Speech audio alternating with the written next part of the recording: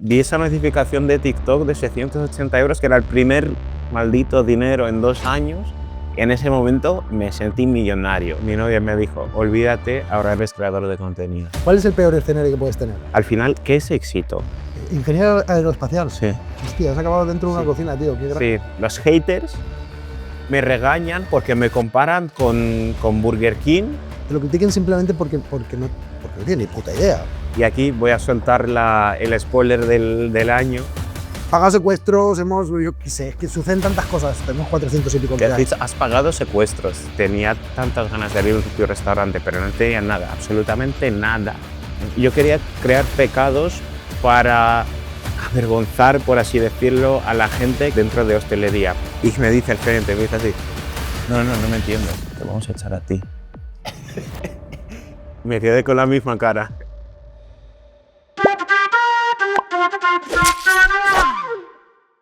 Muy buenas, bienvenidos un día más. Hoy tenemos una persona muy especial que seguro que conoce mejor vuestros hijos que vosotros. Es un creador de contenido que empezó en el sector, ahora nos contará él bien, que además está metido como hostelero y que está viviendo este proceso de creación de empresa, intentando hacer escalar un modelo de negocio en la restauración.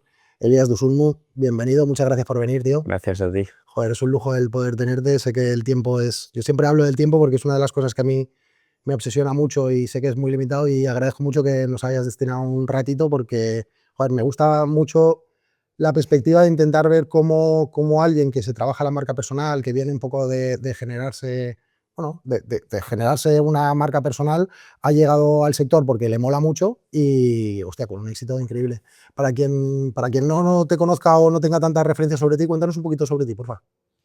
Nada, soy Elías Dusulmu, soy creador de contenido y desde hace 1 año y medio casi he cumplido mi sueño. Los 26 años tenía en aquel entonces de abrir mi propio restaurante, se llama Pecados, está en Madrid. Joder, con 28 años, cuéntanos cómo llega, o sea, ¿de toda la vida has querido ser cocinero? O sea, ¿siempre has querido montar un restaurante? ¿O ha sido algo que se ha ido dando conforme tú has ido creando tu marca, tu persona, tu personaje en el camino? Muy buena pregunta. Yo desde pequeño, viendo un poco a mi madre, porque mi madre toda la vida se dedica a la ropa, abrigos y tal, y ella es emprendedora. Y yo viendo a mi madre, un poco su estilo de vida y tal, no sé, me moló, y comparado pues con el trabajo tradicional de 9 a 5 y tal, yo pensé, o sea, yo vi que a mí me gustaba más el tema de emprendedores, la vida de emprendedores y tal. Y yo desde pequeño pues empecé a ver a qué me podría dedicar, porque sabía que a lo de mi madre no me iba a dedicar porque no sé ni diseñador ni nada relacionado con la ropa. Y uno de esos días, reflexionando y hablando con mis padres, mi madre me dijo una cosa, me dijo, mira hijo, tú si te quieres dedicar al negocio, que luego mi madre o sea, no veía un emprendedor dentro de mí, nunca me decía que nunca iba a ser emprendedor, en fin. Y a pesar de eso me dijo, si vas a hacer un negocio te aconsejo un restaurante porque la gente no dejará de comer nunca. Y yo no sé si tenía a lo mejor 8 o 9 años, ¿sabes? Y yo como que me quedé con esa reflexión, y luego con el tiempo, pues por casualidades de la vida y tal, empecé a trabajar de cocinero para ganarme un dinerillo, para pagarme, bueno, primero para tener un dinero mío propio, que empecé a trabajar a los 14 años, luego pues eso, con la universidad para pagarme la carrera y tal. Y pues como que le fui cogiendo gusto cuando me metí en las cocinas, que ahora lo veo mucho en la gente que viene a trabajar a Pecados. Yo creo que cuando entras en una cocina, o te gusta, desde el primer segundo te apasiona, ves sartenes volando, porque yo también un poco pues me crié dentro de las cocinas en la época cuando todavía un jefe te pegaba y se lo agradecías, ¿sabes? Cuando eso era mucho más duro que pues Exacto, ahora. no como ahora, que he visto por ahí noticia de Noma, que renunció el chef de Noma, ¿lo viste? Sí. Pues por eso, porque gritaba, porque ofendía a la gente y tal, que no está bien, pero es como se ha ido desarrollando la cultura de las cocinas al final. Y pues nada, y yo desde el primer segundo vi que a mí me moló mucho eso, y que de alguna u otra forma sabía que me iba a dedicar a eso. ¿Qué pasa? Que pues mis padres no lo veían un trabajo, digamos, prestigioso. Además, mi madre es de de la antigua Unión Soviética, de Ucrania, y ahí como que es mejor trabajar, no lo sé, trabajar para el Estado, por ejemplo, funcionario y ganar, por así decirlo, 100 euros, que trabajar de cocinero y ganar 1000. Da igual porque el prestigio como que va por encima de lo que cobres, de lo que te apasione y tal. Pero aún así, pues yo como que empecé a buscar cómo me podía apañar y como que tenía mi sueño de cuando, como yo pensaba en aquella época, que cuando me iba a jubilar con mucho dinero y mucha experiencia, como lo pensaba yo en aquel entonces, a los, no sé, 15 años, así, dije, cuando me jubile voy a abrir mi propio restaurante pequeñito, un barecito y tal, y ahí ya lo disfruto. Pero durante la vida pues me voy a dedicar a la ingeniería, que es lo que estudié, soy ingeniero aeroespacial. Ingeniero aeroespacial. Sí. Hostia, has acabado dentro de una Sí, cocina, tío, qué sí, gracia. de la Poli de Madrid. Y nada, y pues me dediqué a la ingeniería, estudié la ingeniería y en paralelo, pues para pagarme la carrera trabajaba de cocinero. ¿Qué pasa? Que en tercero más o menos de la uni vi que no me apasionaba eso de verdad y que pues no quería seguir haciendo algo que yo sabía que no me gustaba y preferí elegir lo que a mí me gustaba en aquel momento, que cuando tienes 17, 18 años, pues tampoco sabes, bueno, eran a los 21, tampoco sabes si estás tomando una buena decisión, ¿sabes? Pero dije, mejor me equivoque, pero haciendo lo que yo creo que es correcto y no voy a hacer lo que me dicen mis padres, que me quieren muchísimo, obviamente, pero a la vez solo yo mismo puedo saber lo que me puede gustar y nada. Elegí eso y pues ahí Joder, tío, empezó todo qué más o menos. valiente, tío, y me Sí, encanta lo que me estás contando porque yo tengo un hijo de 19 años eh, que o sea, que ha ido a la universidad, ha estado un año en la universidad, ahora ha tenido un parón. Te voy a contar un rollo de los míos, pero joder, sí, sí. que me gusta la posición que tienes porque yo tengo tanta vocación y tanta pasión por el sector que me encanta que sucedan estas cosas, que un ingeniero aeronáutico, has dicho, ¿verdad? Sí. Que un aeronáutico esté dirigiendo un restaurante me flipa, porque además de que aportáis cosas, visiones muy, muy diferentes, me refuerza la idea de que esto es un sector en el que la vocación, en el que la pasión con la que lo vivimos influye mucho, ¿no? Te decía que tuve una conversación hace como 3 días con mi hijo, él es mexicano y quiere volverse a México porque, bueno, ahí está su padre, es hijo de mi mujer, ahí está su padre, tiene ahí a su familia, quiere estar ahí una temporada y quería volver, o sea, quería continuar estudiando en la universidad, pero me vino con la conversación incómoda, que para mí no es incómoda, todo lo contrario, la que me dijo, oye, papá, ¿y qué te parece si en vez de irme a estudiar intento montar una empresa? Y no sabes el orgullo que me dio. O sea, me gusta mucho esa idea de que, de que no todo el mundo necesita ir a la universidad y tener un título universitario para poder desenvolverse en la vida, tío. Que cada uno tiene que Claro. hacer lo que realmente le apasione y lo que realmente le guste, porque aquí estamos para ser felices, no estamos para que Yo soy cueste. muy partidario de eso, no he sido padre todavía nunca, pero tengo un hermano pequeño, bueno, ahora no es nada pequeño, pero un hermano menor y él está estudiando una cosa, pero se dedica a otra cosa. Él está estudiando derecho, pero se dedica a la música y yo no soy músico, pero creo que está haciendo bastante bien las cosas y de verdad me gustaría es pues, que le saliera la jugada de la música y que de verdad él hiciera lo que le apasiona, porque al final las universidades o da igual, las universidades, los trabajos, hay muchas cosas cuando realmente lo haces porque estás como condicionado a hacerlo, ¿no? Por la presión social, por tus mismos padres, por tus amigos, a lo mejor pues pensando en que todos mis amigos, es lo que me decía mi madre, por ejemplo, todos tus amigos van a la universidad y tú qué vas a hacer y tal. Yo al final terminé la carrera, pero igualmente como que había mucha presión de esa y yo creo que pues yo me sentiría como tú si mi hijo me viniera y me diría, mira, no quiero hacer lo que están haciendo todos mis compañeros, sino quiero hacer algo diferente. Y si se equivoca, que se equivoque, pero que se equivoque por su cuenta y Y aprenda. ahora o sea, no hay mejor momento para equivocarse. O sea, para equivocarse, cuando más pronto sea, es mejor, tío, porque te da una capacidad de reacción súper rápida. O sea, eso es una de las cosas que le decía. Digo, mira, tío, si te saliera mal, ¿cuál es el peor escenario que puedes tener? Que vas a tirarte, porque ahora está currando con nosotros en los restaurantes, ganando un salario normal, aprendiendo lo que es la vida del trabajador, ¿sabes? Entendiendo cómo funciona levemente el mundo de la empresa, pero muy, muy en formación. Tiene 19 años y todavía Ujú. es muy joven. Lleva aquí en España lleva un par de años, o sea que tampoco, ¿sabes? No había tenido mucho contacto con el empleo y está formándose en ese lado. Le decía, tío, ¿qué es lo peor que puede pasar? Que dentro de 6 meses te has dado cuenta de que te has equivocado, con 19 años. Hay gente que intenta hacer este paso a los 45 años con 3 hijos, una familia, una hipoteca y ¿sabes? Que Es verdad, a día de hoy es lo único que verdad. puede pasar es que aprendas. Muchas La peor veces, parte es aprender. muchas veces la gente tarda más en tomar la decisión que en pasar a la acción, Total, realmente. Sí, sí, sí. total, total. Y lo que has dicho de aprender, sí, el amigo que estaba contando antes, del dueño de Brasa Leña, Pedro, quizá es una frase bastante común, pero él la repite siempre y me gusta que lo diga porque él suele decir, cuando hacemos algo nuevo, o bien tenemos éxito o bien aprendemos, pero nunca nos equivocamos. Y yo creo que ahí está la clave, en tomar la decisión de hacer algo que tú quieres hacer de verdad, y si no sale la jugada, no pasa nada, has aprendido y ya no vas a volver a equivocarte la próxima vez que tomes acción.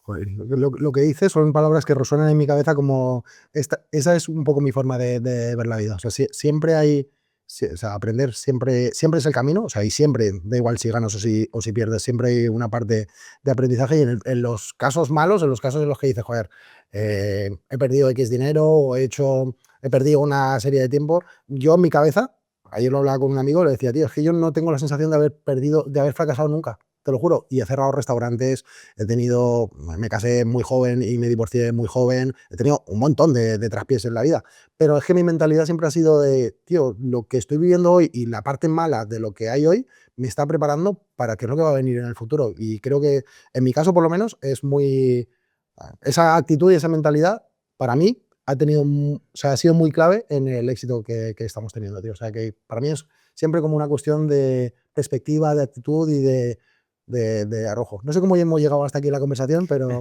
Nos hemos enrollado un poco con la vamos bien, segunda vamos bien. pregunta, pero sí. Oye, cuéntame un poco el contacto, seguro que lo has contado en algunas otras ocasiones, pero me gusta entender toda esta parte de marca personal y cómo llegas a decidir empezar a generar contenido. Cuéntame un poco del origen, de en qué se da y por qué. Pues justo para explicar eso también, como que tengo que seguir un poco la historia que te estaba contando antes, porque Sí. al final, cuando en tercero, más o menos a finales de tercero, tomo la decisión de que, aunque al final sabía que me iba a sacar el título, no iba a dedicarme a la ingeniería aeronáutica, justo llegó la pandemia, que más o menos en pandemia fue cuando estaba terminando la carrera, y yo estaba trabajando de cocinero en un restaurante, en una cadena. Me pagaban bien y tal, y cuando se acabó la pandemia volvió a ese restaurante, obviamente la hostelería seguía sufriendo porque había capacidad limitada, que si solo terrazas, cosas así. Y un día me llega el gerente, yo era jefe de cocina en aquel entonces, me llega el gerente y me dice, tío, tenemos que despedir a gente en la cocina porque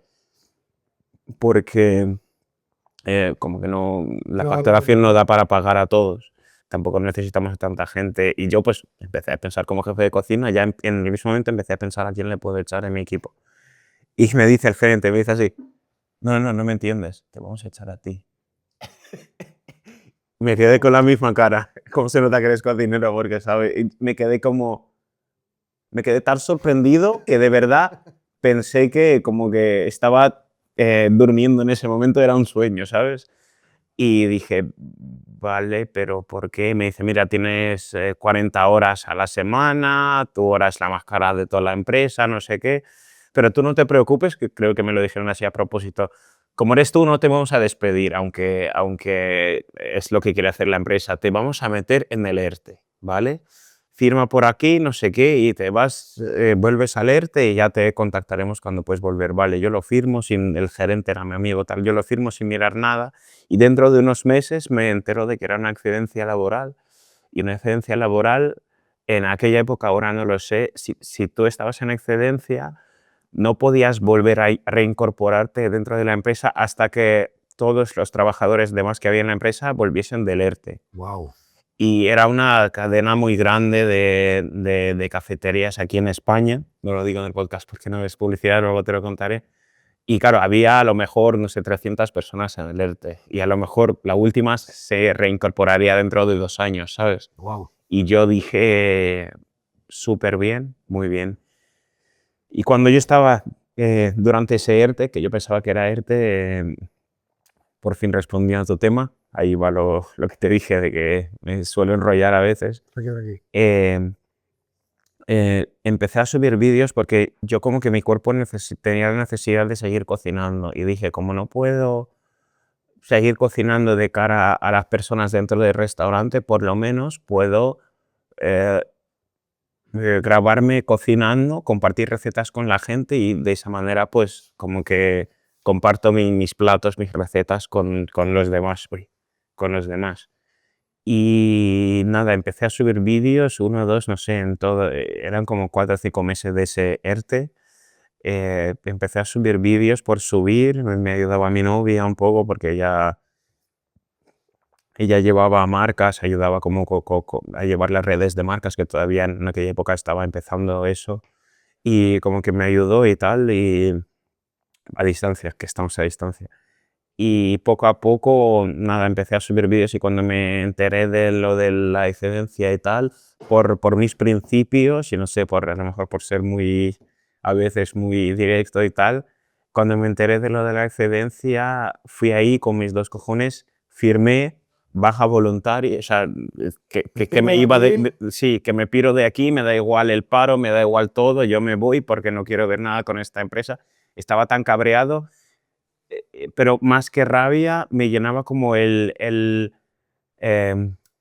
¿cómo decir? Como la energía de que yo sabía que da igual a lo que me iba a dedicar en ese momento, iba a tener éxito y me iba a salir. Y me daba igual, en plan, yo quería pasar página y empezar todo desde cero. Y ahí empecé desde cero y dentro de, no sé, 2, 3 meses, bueno, al final llevaba como 1 año y poco sin cobrar, sin tener seguidores, nada. Y ahí poco a poco como que la cosa empezó a desarrollarse, porque yo empecé pensando que dije, como tengo el sueño de abrir mi propio restaurante, cuando me jubile dije, a lo mejor subo vídeos y a lo mejor me hago algún amigo del sector y tal, que me va a ayudar a trabajar de cocinero, no sé qué. Y nada, y al final pues yo estaba pensando en 10 seguidores, 10.000 seguidores en Instagram en 5 años y ahora estamos en más de 15 millones en 5 años, Qué en los locura. mismos 5 años, mira, qué casualidad. Qué bestia, tío. Mira, lo que acabas de explicar es justamente un ejemplo de lo que habíamos dicho justamente al principio, que cuando tú no te das nunca por vencido, da igual cuántas batallas pierdas y da igual lo mal que te vaya en la vida, si tu visión es siempre tener una orientación como positiva y un espíritu de, da igual que lo que pase en mi vida, yo soy invencible y en algún momento voy a conseguir lo que quiero hacer, tío, es que no hay nada más imparable que la vehemencia o la voluntad de una persona para poder conseguir algo. De verdad que lo que cuentas, seguro que conoces mucha gente que ha vivido situaciones de ese estilo y normalmente de la gente que yo conozco, la gente más exitosa que yo conozco, seguro que hay de otros perfiles, normalmente no es gente que viene de ser millonaria, o sea, no es gente que viene de unas familias acomodadas, normalmente no es gente que viene de estudiar carreras universitarias, sino son personas que han dicho, quiero conseguir esto, voy a dedicarle mi vida a poder conseguir los objetivos que quiero y que los han conseguido, tío. O sea, yo de verdad que sí que tengo esa sensación, seguramente luego nos atizarán un poco, pero sí que tengo esa sensación de que realmente el que quiere puede. Luego te contaré bien mi historia porque la he contado un montón de veces en cámara, pero te juro que yo soy el tío más de pueblo que te puedas imaginar. O sea, amo mi pueblo, vivo en un pueblo de 800 personas, súper pequeño, que en verano son igual 30.000, pero pues porque es un pueblecito así de costa. Pero, tío, si yo he conseguido hacer lo que hemos conseguido hacer, que no está mal lo que hemos hecho, estoy seguro de que cualquiera, con la determinación, con la cantidad de años, con el tiempo, con el esfuerzo, con la La mentalidad, constancia. claro, constancia, claro, con un montón de cosas, ¿sabes? Pero Yo, mira, no sé si situaciones las muy... historias se repiten, tú tienes 12 años más que yo, pero yo también soy de un pueblo pequeño, de Ucrania, imaginaros.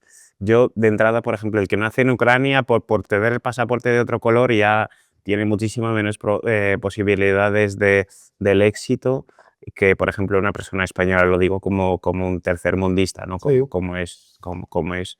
Y luego, hablando de personas exitosas, lo que has dicho, al final, ¿qué es éxito? ¿Qué es el éxito? Yo creo que lo que estamos hablando de no te equivocas si no aprendes, al final cuando tú propones tus objetivos, tú los vas consiguiendo tarde o temprano, más fácil, más difícil, pero lo vas consiguiendo. ¿Y el éxito qué es? El éxito es que otras personas digan que has logrado algo, que ganas dinero o que tengas seguidores. Por ejemplo, que yo me considero una persona que estoy muy agradecido con todos mis seguidores y los quiero todos, a todos juntos y por separado a cada uno, pero al final ni el dinero, ni los seguidores, ni las empresas que montes, lo que sea, no te cambian como persona. O sea, al final yo soy un chaval de un pueblo de Ucrania que ha tenido que luchar mucho, que siempre se ha propuesto objetivos y he ido consiguiéndolos. Sí, algunos han llegado antes del tiempo común, por así decirlo, pero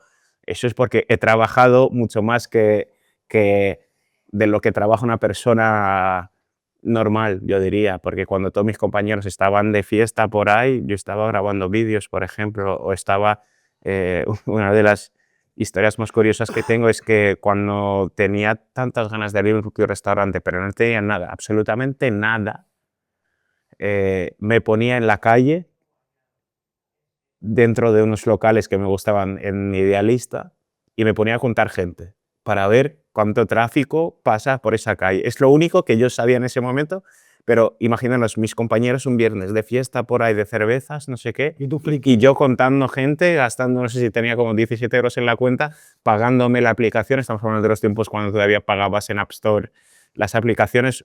Pagué como 2,50 por una aplicación que te permitía, que era un contador, ¿sabes? Que te permitía con un clic pues, contar a una persona. Y me ponía así durante una semana a contar gente, que al final llamaron a la policía y todos los del local se pensaron que estaba ahí planificando un atentado. O sea, sí, sí, sí.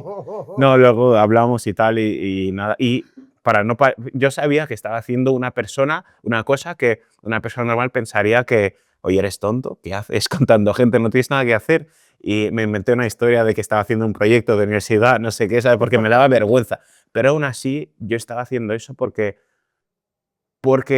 aunque no tuviera sentido, yo sabía que si hago una acción tan absurda incluso, pero por hacer esa acción, eso me iba a acercar más a mi objetivo. Aunque sea un 0,00001%, pero me va a acercar. Y yo creo que es una de las cosas por las que he conseguido lo que he conseguido con la poca edad que tengo, que no está mal, que no está me mal. considero que una persona que todavía tiene muchas Un tío cosas por afortunado. conseguir. Y mira, voy a cambiar mi enhorabuena del principio. Enhorabuena, no por los 17 millones de personas que te siguen, que obviamente, joder, ole lo que has conseguido, sino porque has sabido entender qué era lo que había que hacer para poder cumplir tu sueño, que básicamente es perseguirlo, insistirlo, seguir, estar, hacer muchas veces lo contrario a lo que muchas personas te dicen, ser capaz de poder arriesgar, de poder invertir, perder tiempo. Tío, esto que tú has conseguido, me parece que de verdad que eres un muy buen ejemplo de cómo se consiguen las cosas, que no, ahora entiendo mucho mejor por qué tienes el éxito que tienes. Y el éxito que tienes, no, para mí, no tiene tanto que ver con cuántos seguidores tienes, sino los seguidores son la consecuencia de todo el trabajo que has hecho detrás. Tío, te animo a que esto que estás contando, tío, me parece que es un ejemplo increíble de perseverancia y de, tío, que cuando quieres y le pones y le plantas cara y dices, lo voy a hacer y lo voy a conseguir, que los resultados llegan. Que es así, no hay nada más potente que la voluntad humana, tío. Muchas gracias. Brutal, Hay una brutal. frase que me gusta mucho que dice que un sueño es un objetivo, pero con una deadline muy marcada, Ujú. ¿sabes? ¿Me entiendes? Sí, sí, totalmente, O totalmente. sea, al final Hay soñar hay que está bien, soñar. pero mucha gente piensa que un sueño es Algo que no se que consigue. llega, sí, que si llega va a llegar por suerte o por lo que sea, y que de normal, que yo también pensaba así, pues no se consigue nunca. Y mira, estoy aquí eh, eh, habiendo conseguido que, insisto, yo creo que todavía me queda mucho por conseguir, pero creo que voy por el buen camino, Eso es, por así eso es decirlo. lo que te hace realmente grande. Yo tengo esa misma sensación. O sea, por suerte, y bueno, voy a contar cosas que igual podríamos hablar con una cerveza, pero como me gusta aportar y me gusta que quien nos oye y quien nos ve, tío, tenga ahí un puntito así, que si le puede servir para como un poquito de inspiración, a mí la verdad es una de las cosas que me gusta. Tío, es que tengo tan claro que esto solamente va de tener claro, o sea, de orientarte a hacer algo e insistir, insistir, insistir hasta realmente conseguirlo, que es que no hay más recorrido. Yo pienso exactamente lo mismo que tú. Yo por lo que hemos construido, es que lo he contado un montón de veces aquí, pero bueno, voy a decirlo una vez más porque, coño, tiene sentido. Nosotros tenemos 8 restaurantes, 2 cocinas centrales, tenemos un huerto que acabamos de hacer en mi pueblo, un huerto de 30.000 metros que estamos plantando para los restaurantes. Tenemos una empresa de carpintería con mi mejor amigo, una empresa de construcción, eh, seguro se me queda algo por ahí. Y realmente nosotros mismos de ser absolutamente nada. Y mi sensación es que realmente no he conseguido nada. O sea, que lo mejor está por llegar, porque como además me gusta lo que hago, y me gusta construir, y me gusta lanzar proyectos, y me gusta que ayer a las 2 de la mañana en casa tenía un chico que está montando una startup, que además es amigo, se ha convertido en amigo, un chico de aquí de Valencia, que trabaja con inteligencia artificial, que tenía unas dudas en su cabeza y que quería responderlas, tío, y es que me gusta tanto ver que la gente crece, que las cosas crecen, generar proyectos y hacer cosas, que siempre tengo la sensación de que lo mejor está por llegar y otra gente a lo mejor dice, pero tú para qué te estás metiendo en tantos líos si podrías vivir a lo mejor tranquilo. Es que forma parte un poco de la personalidad, tío. Eso tiene una explicación muy fácil. Hay que tener una cosa que se llama como la agencia de Michael.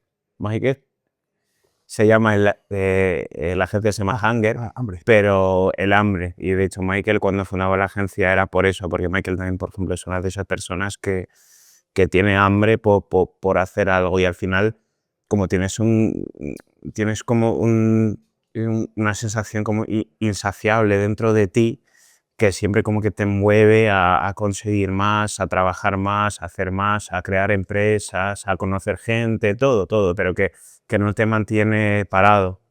Y eso es lo que yo creo que me mueve a mí, lo que en el rato que llevamos hablando te mueve a ti y a toda la gente que a lo mejor algunos consideran exitosos. Sí, en mi caso por lo menos no es una cuestión de dinero, o por lo menos ¿No? ahora segurísimo no, pero ni desde el origen nunca ha sido una cuestión de dinero, es una cuestión de orgullo propio, ¿no? De lo que tú dices, de hambre justamente. Bueno, Yo creo que ningún millonario, si hablamos de dinero, hace las cosas para conseguir esos millones. Él nunca, hablando de dinero o de lo que sea material, hablando de seguidores, que se ha hablado mucho, por ejemplo, yo nunca en mi vida pensaba en seguidores, yo nunca en mi vida pensaba en dinero. Yo estaba 1 año y medio, casi 2, sin cobrar nada, cero. Me acuerdo la primera paga que me llegó de TikTok, en su momento cuando TikTok pagaba, a lo mejor con 30 millones al mes de visualizaciones me llegaron 680 euros, algo así. Y no te imaginas ese momento. Yo estaba en una parada de bus al lado de un IKEA, me acuerdo, se me estaba poniendo piel de gallina porque vi esa notificación de TikTok de 680 euros, que era el primer maldito dinero en 2 años. En ese momento me sentí millonario, pero no me sentí millonario por tener 680 euros, me sentí millonario porque lo dejo. por fin, haciendo algo que me apasiona y que me gusta de verdad, encima me ha dado frutos económicos, ¿sabes? Y era como esa sensación. Qué monstruo, tío.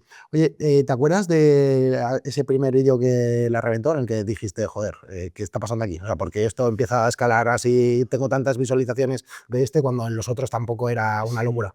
Ese vídeo existe, ahora lo explico, pero hablando del éxito también un poco, mucha gente, también en muchos podcasts o cuando voy a charlas de gente exitosa, por así decirlo, a mí me gusta más llamar la gente de la que puedes aprender, ¿no? Eh, Siempre todo el mundo hace la misma pregunta: ¿y cuál es tu consejo o cuál es el punto de inflexión cuando empezaste a crecer, cuando pasaste a la acción, cuando empezaste a cobrar más, a tener más clientes, no sé qué, no sé cuánto? Eh, Eso no existe. No hay ningún consejo que un millonario te pueda dar para que empieces a ganar millones. Y tampoco existe ese vídeo que de repente que de repente he pasado de tener, no me acuerdo, 2.000 views, que eran mis amigos, a tener millones de views. Eso no existe como tal. Como en el negocio, o sea, siempre está el factor de me entró este cliente que luego me presentó a muchos más, por ejemplo, ¿no? Igual que en los vídeos. Ha habido un vídeo que de repente pues, pasó de 2.000 a 100.000, pero es que luego de 100.000 a 20 millones, a 20 millones de reproducciones también hay un paso muy grande y no es de un día para otro porque haya hecho un vídeo en particular que haya despegado y haya como que y empezó a hacer crecer mi perfil. Ese vídeo como tal, yo como ingeniero, yo creo que en este caso, a mí me gusta mucho analizar las cosas desde el punto de estadística, de pues, comparativas con otros y tal. Y yo, pues investigando, he hecho un montón de formatos, que es una de las cosas por las que crecí, porque yo hice 20 formatos virales a lo mejor y que todos tenían pues entre 10 y 30 millones de reproducciones por vídeo. Y gracias a eso, gracias a esa investigación, pues al final empecé a crecer. Uno de los vídeos que yo pueda destacar, porque sé que la gente quiere saber eso, hay un vídeo donde pues probando formatos, me acuerdo que yo ya había cocinado rollo alitas de KFC, Big Mac de McDonald's, no sé qué, pero había hecho recetas fáciles en casa. Y en ese momento vi que, oye, ¿por qué si la receta es tan buena y todo el mundo la quiere saber, no llega a muchas reproducciones? Y dije, a lo mejor la cuestión está en cómo la presentas, ¿no? Y si en vez de decir, esto es Big Mac de McDonald's, vamos a cocinarla, voy a KFC, pido las alitas, me grabo, las pruebo, me inspiro en ese mismo momento en el plato, intento recrearlo en casa. Y todo eso, o sea, hablando de pasar a la acción. Lo pensé en 15 minutos y estaba en KFC Joder, grabando. tío. Sí. Y lo subí, un vídeo más como tal, y de repente, pues era, no sé, me acuerdo que ya, o sea, ya había crecido, ya tenía como 150.000 seguidores en TikTok y como 15.000 en Instagram, algo así. Subí ese vídeo como uno más, sin cobrar, sin aspirar a nada. Yo teniendo millones de reproducciones todavía, luego, no sé, me quedaba un año por delante de no cobrar nada y de no tener muchos seguidores. Pero eso, subí el vídeo como uno más y me fui a dormir. Tenía mi rutina de subir el vídeo y no tocarlo hasta mañana, no sé, por si acaso.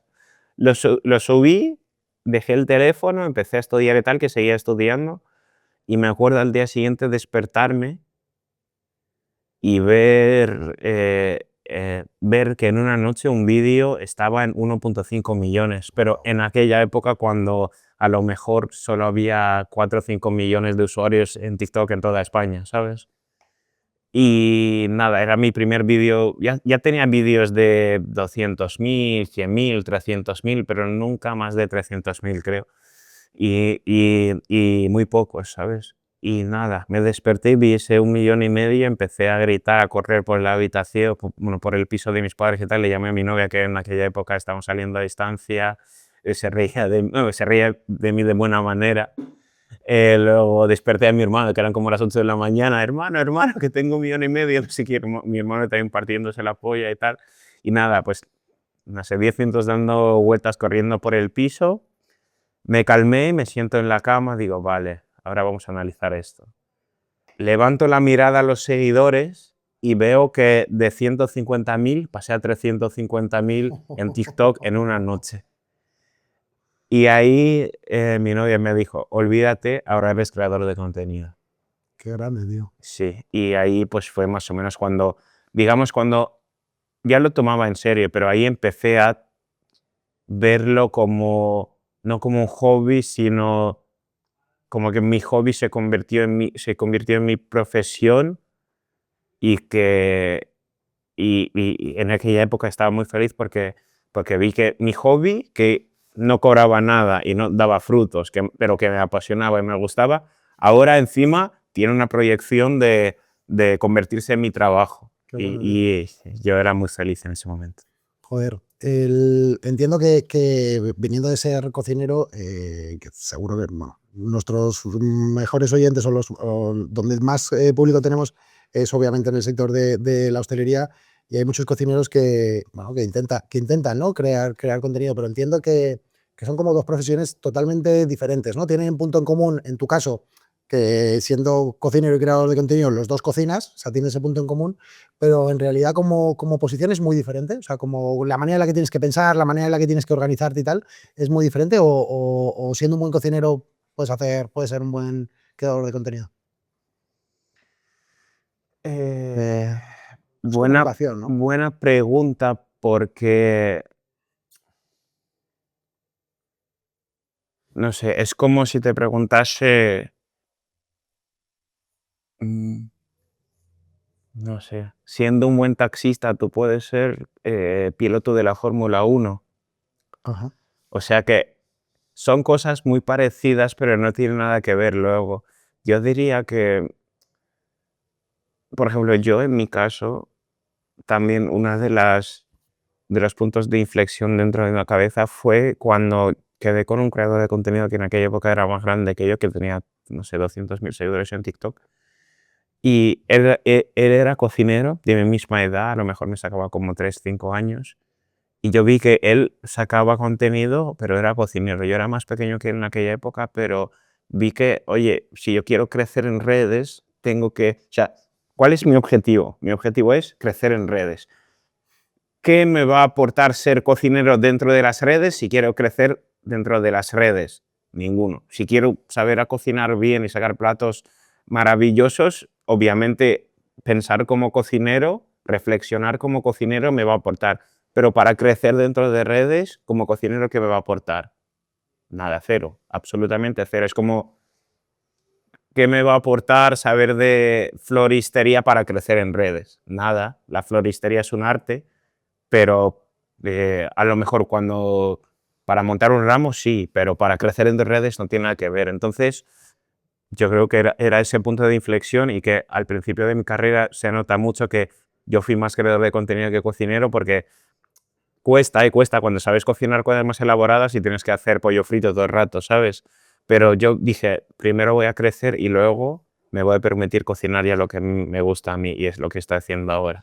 Pero hay que pensar como creador de contenido. De hecho, todos los negocios de hostelería y tal, si queréis crecer dentro de redes, tanto vosotros personalmente como negocios y tal, tenéis que, tenéis que pensar como creadores de contenido, como productores de vuestro propio contenido, porque para que los vídeos lleguen a mucha gente hay que pensar en eso y no en cómo hacer una buena receta, porque la lógica, eso os lo digo como creador de contenido, no como cocinero. Hay mucha gente que piensa, dentro de nuestro sector, que piensa que por subir un buen plato que sabe bien, el vídeo se va a hacer viral o va a llegar a mucha gente. No, eso es mentira. Imaginaros la cantidad de vídeos, de recetas muy buenas. Siempre habrá alguien mejor que tú, siempre, siempre. Imposible. Hay gente mejor que David Muñoz, gente mejor que Martín Berasategui, que lo quiero mucho, que somos amigos, pero, o sea, siempre hay gente mejor que tú. Y es imposible llegar a mucha gente con un buen plato porque esa gente tiene acceso a millones de recetas que seguramente algunas serán mejor que la tuya. Es un poco eso. Yo me quedo con la parte que has dicho, ¿cuál es el objetivo? Esto es una cosa que yo repito muchas veces. De hecho, esta mañana, sin ir más lejos, hablando con alguien del equipo, estábamos hablando, me estaba contando una cosa que queríamos, que estamos planificando en Jures, y mi primera pregunta siempre, en todos los casos, siempre es, ¿cuál es el objetivo que queremos conseguir? ¿No? Y entendiendo cuál es el objetivo, construye la manera de poder conseguir ese objetivo, ¿no? Y me gusta mucho la manera en la que lo has orientado, porque lo primero que has dicho es, yo pensé, ¿cuál es el objetivo que tengo que conseguir? ¿Tengo que conseguir crecer en seguidores? Vale, pues entonces tengo que hacer algo para que los seguidores me sigan, ¿no? Y entiendo que, corrígeme sobre todo si no me equivoco, porque me gusta mucho aprender, pero que el contenido en redes sociales en muchos casos tiene que ser un contenido que sea entretenido, que obviamente formativo, pero que tenga ese componente también de que se te haga muy fácil de ver, ¿no? Que sea muy llevadero, tu comunicación es súper normal, súper de persona normal, A mí me comunicas gusta, directo. sí, a mí me gusta más todo entretenimiento, ¿no? Porque, a ver, sí y no. Porque mi contenido, por ejemplo, y sobre todo el contenido de recetas, de comida y tal, de hostelería también en este caso, que yo también soy el que lleva las redes de mi restaurante, a mí me gusta una palabra inglesa que se llama edutainment.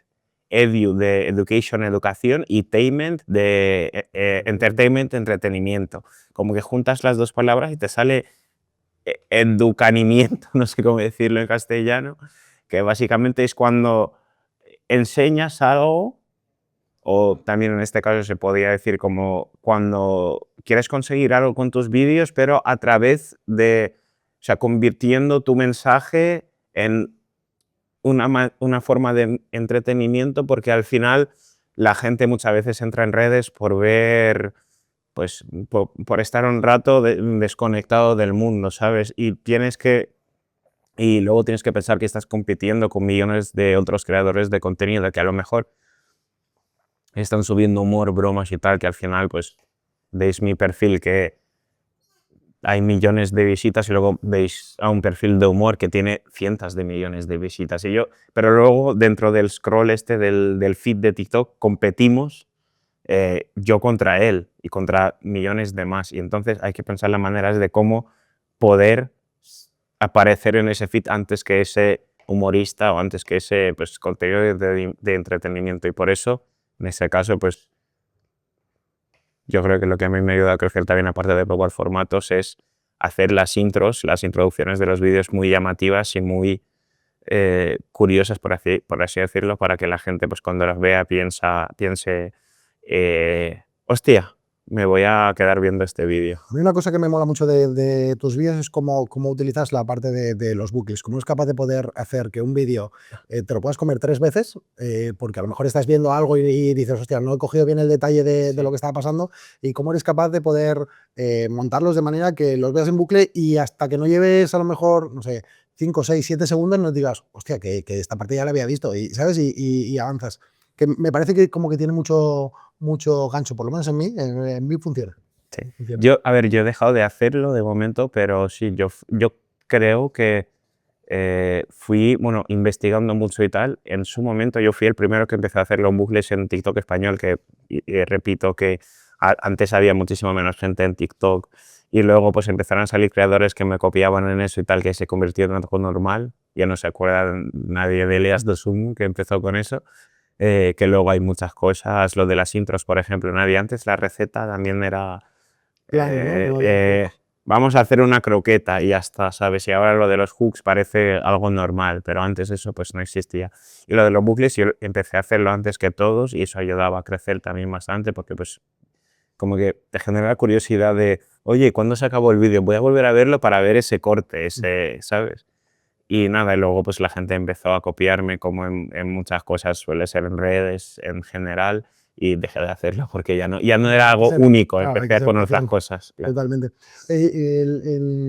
¿Por qué, o sea, la parte de restaurante, por qué restaurante? O sea, porque, joder, me has explicado un poco tu carrera y un poco de dónde vienes, pero ¿por qué hostelería? O sea, ¿por qué un sector que realmente, así a primera vista, parece un sector que a lo mejor no es el más fácil o el más bonito, o en el que se tiene un mejor horario o a lo mejor no unas mejores condiciones? ¿Sabes? ¿Por pasión? Aquí no me voy a ¿Por enrollar formato? mucho, es muy fácil, porque era mi sueño y cuando algo es tu sueño, yo creo, tú no piensas en lo difícil que es o qué problemas tiene o que si tienes que pelear con el personal, pelear digo en el sentido de que pues Sí, cada sí. uno tiene sus problemas, no sé qué, que si te roban, que si se pelean, que si se acuestan ahí entre ellos, ahí en el trabajo, hay muchas cosas. Tú no piensas en todo eso, tú no piensas en lo negativo, piensas en tu objetivo y ya está. Y yo, o sea, yo de repente, por así decirlo, me desperté eh, pensando en que a mí me gusta esto y lo voy a conseguir y me da igual todo. Cuando los futbolistas juegan al fútbol, no piensan en que se pueden romper una rodilla y quedarse cojos para toda la vida. Ellos lo hacen porque les apasiona y les gusta. Pues yo lo mismo. Qué bueno, tío. Oye, al fin consigues montar tu primer restaurante con un nombre súper sugerente. Me mola y me gustaría que me explicaras un poco más, porque todavía no he tenido la oportunidad, pero voy a ir muy pronto a verte, porque voy bastante por Madrid. Eres Eh, muy bienvenido. ¿Por qué pecados y por qué los 7 pecados? O sea, ¿por qué un poco por qué decides, con todas las posibilidades que tienes de montar un restaurante, de yo qué sé, 30.000 tipologías y sobre todo ya teniendo cierta repercusión, por qué toda esta parte? A ver, el restaurante se llama Pecados por varios motivos, pero a ver, tiene dos motivos. Digamos, un motivo principal y luego un motivo secundario. El motivo secundario es muy fácil porque Pecados da mucho juego a nivel de marketing. Por el objetivo principal, ¿por qué el restaurante se llama Pecados? Os vamos a dejar por aquí un vídeo que ahí lo explico muy bien, un reel que subí hace poco. Ahora. Ha llegado la hora de explicaros por qué mi restaurante se llama Pecados. ¿Vale? Qué máquina. Pero básicamente para mí, o sea, no me puedo acordar de los 7 pecados, los tengo ahí apuntados, pero para no enrollarme mucho también, para mí yo quería crear pecados para, digamos, desmentir y para avergonzar, por así decirlo, a la gente que comete los pecados capitales dentro de hostelería. Por ejemplo, para mí los 2 pecados más importantes de los 7 es la soberbia y la avaricia dentro de la hostelería. ¿Por qué? Porque, bueno, ya sabéis más o menos, y aquí voy a ser muy duro a lo mejor, ya me conocéis más o menos después de todo lo que os he contado. Para mí, la hostelería es un arte y es algo que yo quiero tanto con mi corazón que yo, siendo una persona que vive bien con las redes sociales y que podría seguir con eso, yo estoy en el restaurante todos los días ahí dándolo todo y decirme a mí si conocéis algún creador de contenido que haga lo que hago yo. Lavo platos, los llevo, limpio las mesas, me trago em, el, Dilo. el comportamiento no adecuado de algunos clientes, que hay clientes que vienen a mi restaurante y como que sienten la obligación de mostrarme esa superioridad, porque en mi restaurante saben que les voy a servir, como que ¿me entiendes? Que ¿no? los haters te puedan atizar. No hater, pero también ha venido alguna que otra persona mayor que no sé si por la cultura que tenían en su juventud o algo, como que te tratan como si fueras persona de... que no fueras una persona, ¿sabes? Y yo, o sea, yo si fuera, no sé, es que yo no soy esa persona, pero yo les podría decir, oye señora, que se levante y que se vaya, por favor, y que no me va a afectar, pero yo no puedo. En mi restaurante, para mí, cualquier cliente, cualquier huésped es el rey. Bueno, no me enrollo más. No, En fin, está. lo que quería contar, sí, de los 7 pecados, los 2 pecados que más veo en hostelería y básicamente los que han sido la razón por el nombre de pecados, es la avaricia, la soberbia. Yo, la avaricia, ¿por qué? Porque ya conociéndome sabéis lo que es para mí hostelería, lo que es para mí un restaurante y cómo pues adoro todo este tema de restaurantes, de hostelería en general. Y a mí me duele mucho cuando se montan muchos negocios que luego muchos de ellos cierran en poco tiempo, que se abren por hacer negocio, por ganar dinero. Oye, tengo un local bueno en el centro, voy a poner una cafetería y seguramente me forro, no sé qué. Que tengo dinero, que me busco un inversor, lo montamos, nos forramos y ya está. Para mí, la hostelería no se trata de eso. Y no se trata de, vale, como estoy en el centro, voy a poner, para cubrirme los gastos y para ganar bien, el café lo tengo que poner a 4 euros, que no es barato, pero hay que entender un poco las ubicaciones. Ok, pero si lo pones a 4 euros, a lo mejor es que el café, por ejemplo, es uno de los productos que más margen tienen, ¿sabes? O sea, con 4 euros ganas de sobra, pero no le pongas 7 euros, que en Madrid, por ejemplo, o en París. Eso pasa mucho. Para mí eso es avaricia. Dices, vale, como estoy en el centro, le puedo poner 7 euros y los extranjeros igualmente lo pagan. Para mí eso no es hostelería. Y eso es el pecado de avaricia, vamos, yo lo veo aquí muy claro. El pecado de la soberbia, que también se cruza un poco con el pecado de la avaricia. Tú pones ese precio porque sabes que la gente lo va a pagar. Y mucha gente lo paga no porque sepa de comida, que los hay, pero lo pagan por estatus. Van ahí para decir, para subir una foto y para decir a sus amigos que han estado en un restaurante donde han pagado 1.000 euros por un menú.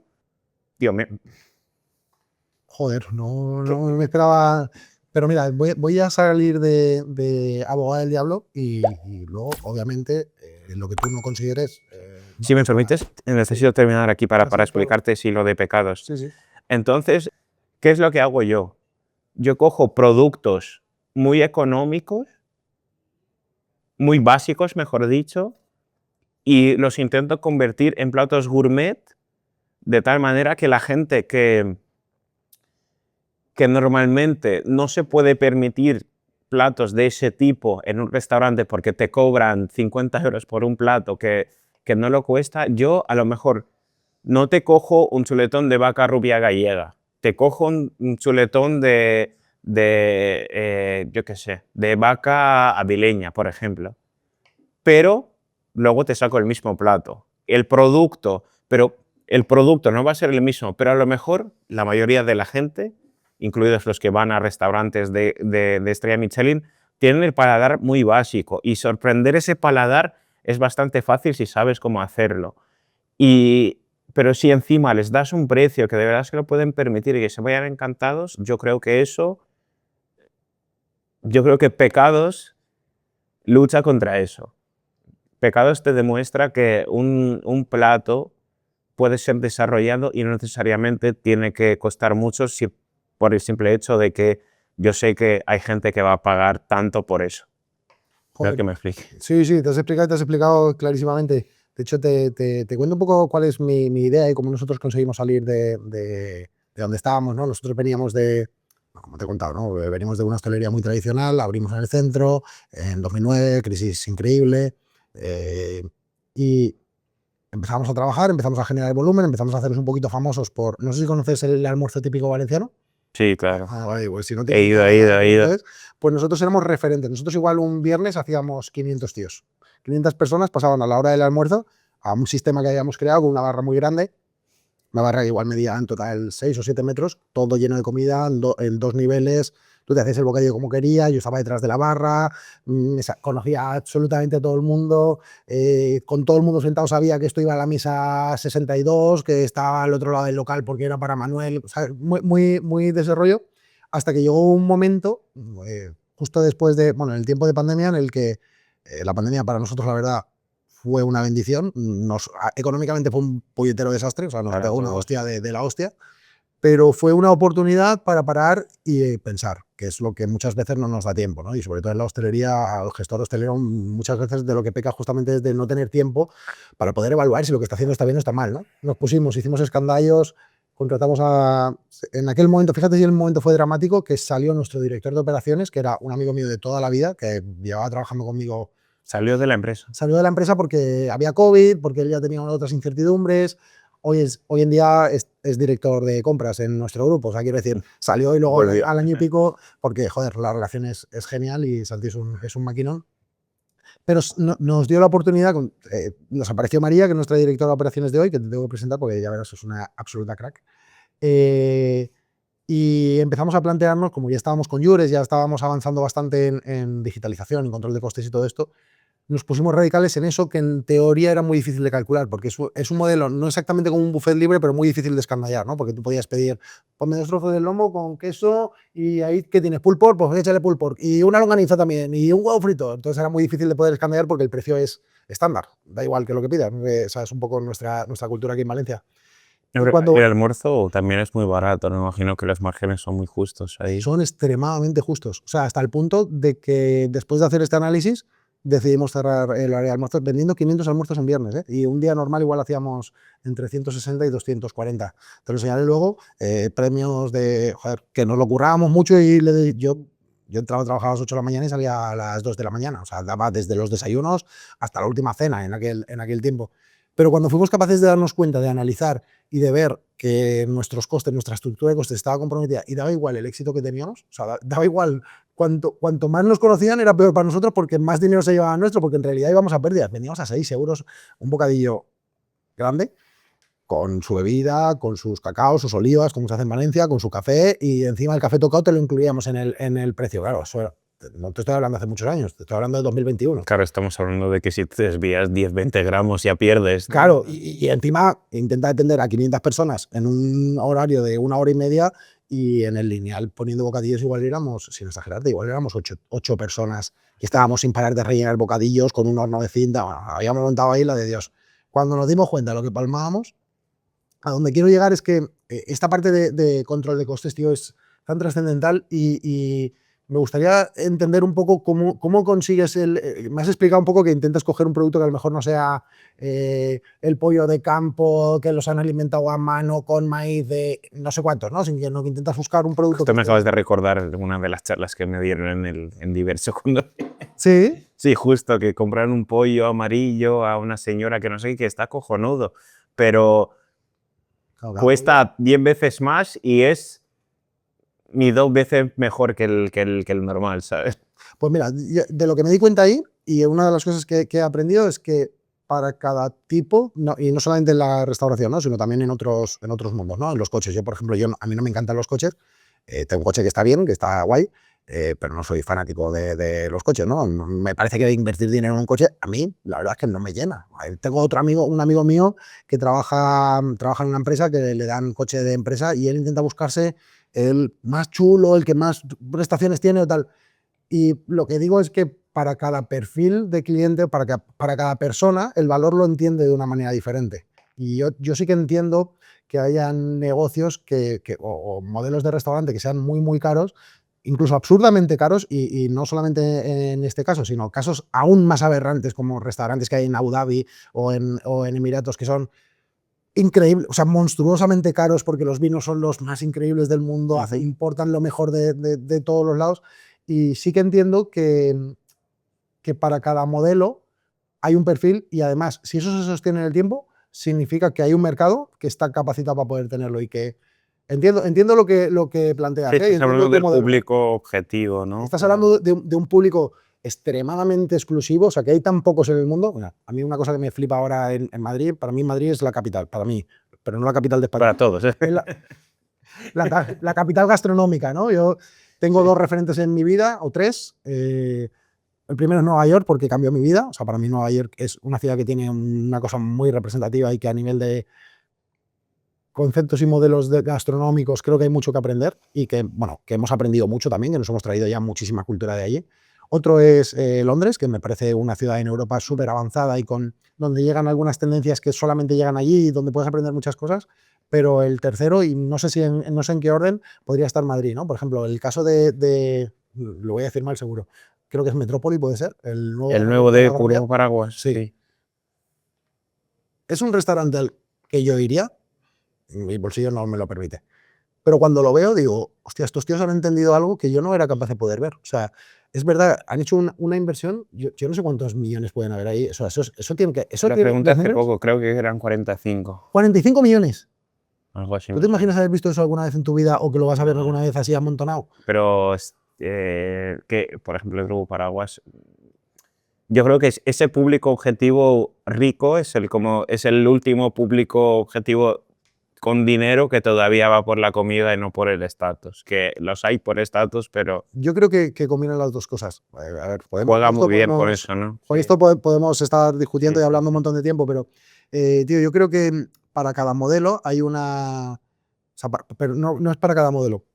Que cada negocio, cada empresa se enfoca en un segmento de clientes que muchas veces es muy genérico y muchas veces es muy, muy concreto. En función de lo que tú quieras vender, por ejemplo, nosotros cuando empezamos a vender tecnología, a nosotros solamente nos compraba tecnología grupos de restaurantes. Un restaurante independiente no nos compraba tecnología. ¿Por qué?